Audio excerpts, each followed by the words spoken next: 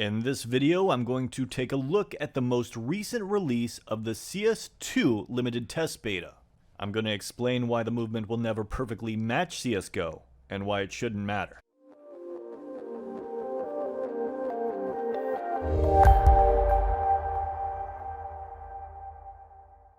Hey guys, and welcome to my channel, Time's But a Window. Now for those of you who have no idea who I am, I'm an old legacy pro from previous versions of Counter-Strike. Though I mainly got known because of my reaction time and consistent mid-picks on DDoS 2.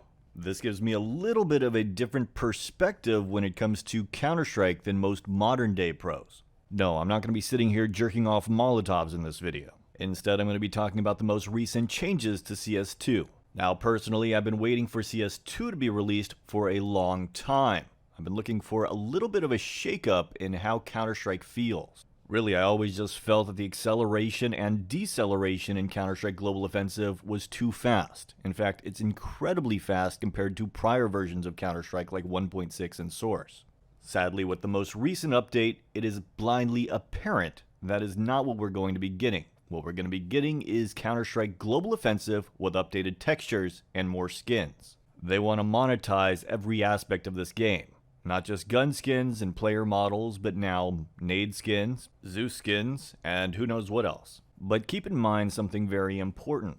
Counter-Strike Source was supposed to be a direct port of Counter-Strike 1.6, and they both ended up feeling very different. So there is a good chance that just because Counter-Strike Global Offensive and Counter-Strike 2 are on different engines, no matter how close they try to make them resemble each other, there will still be slight variations when it comes to movement, gun mechanics, and other aspects of the game. For example, check out this clip from Maxime. The previous update was just fixes and had nothing to do with general movement. This update, however, has some huge positive surprises. To start off, they've made some adjustments with crouching and uncrouching that seem to have hit the mark.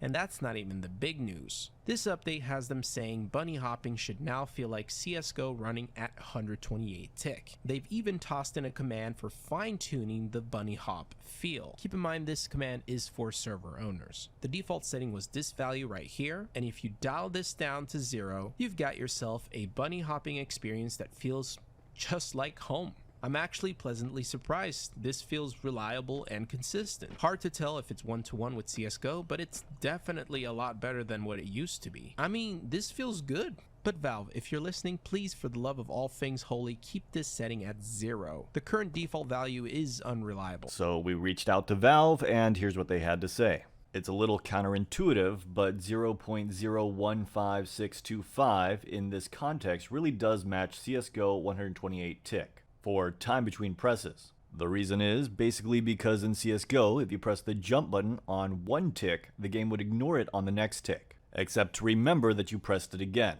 That's why sometimes when you use your mouse wheel to bunny hop, you'll not jump at all and instead land and strafe. The earliest in the tick that you could press the jump button was in the first frame of that tick, and basically at the beginning of that frame.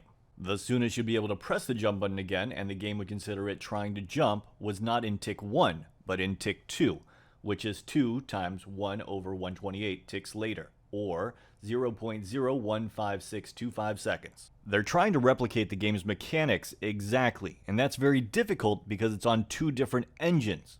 So personally, I think they should just make this game its own entity, because even if they try to copy it absolutely perfectly, which they are, it's going to be subtly different. So after all that, I finally got the opportunity to hop into the game and play the latest update. Now I don't have an account that's been invited to the limited test beta, so I had to use my girlfriend's.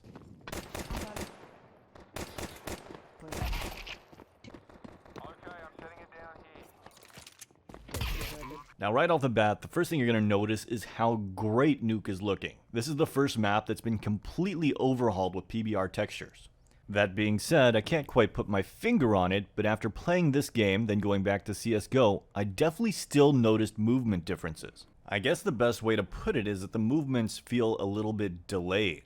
And I feel like I'm walking around a little bit drunk and really struggling to perfectly peek things. Now pistols feel really good, especially the Deagle, which feels extra accurate. I imagine they'll nerf that at some point, though I would love it if they kept it like this. Now, I didn't really try out the submachine guns in this game, but I did try out the Galil, and it's still a piece of shit.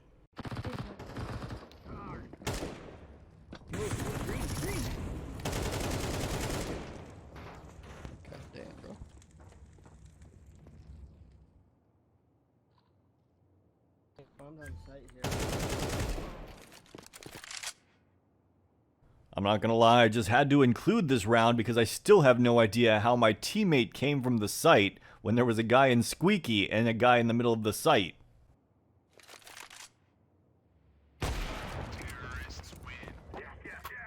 No scopes are another area that seems to be incredibly accurate compared to how it is in CSGO. Even though in CSGO it's still far more accurate than it was in other games like 1.6 and Source, which just goes to tell you just how accurate they are.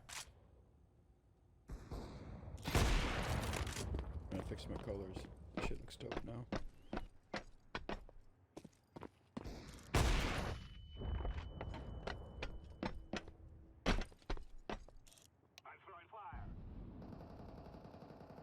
Did I just see him through the wall? Did you see that? Yeah, I saw him through the wall. Did you? Yeah.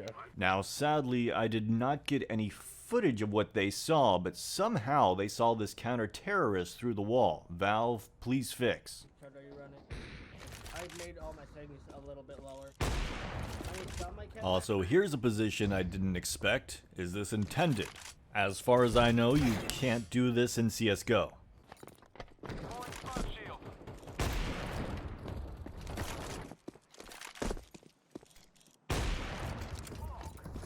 The Molotovs are an incredible improvement when it comes to visibility.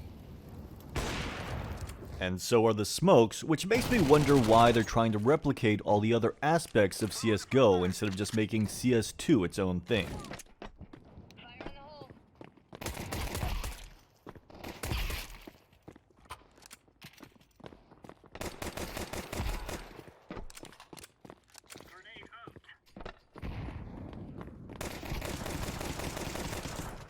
I have to admit I'm absolutely loving the new buy menu and being able to have both the M4A1S and the M4A4 for different scenarios.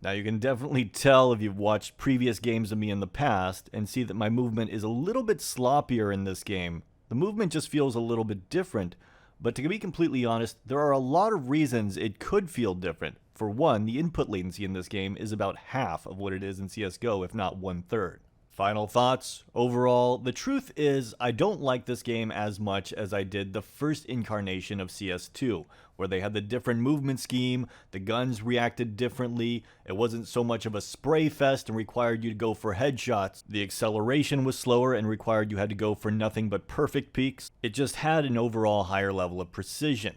That being said, it still feels absolutely refreshing and new, because even though they're trying to replicate the movement from CSGO, it still feels incredibly different.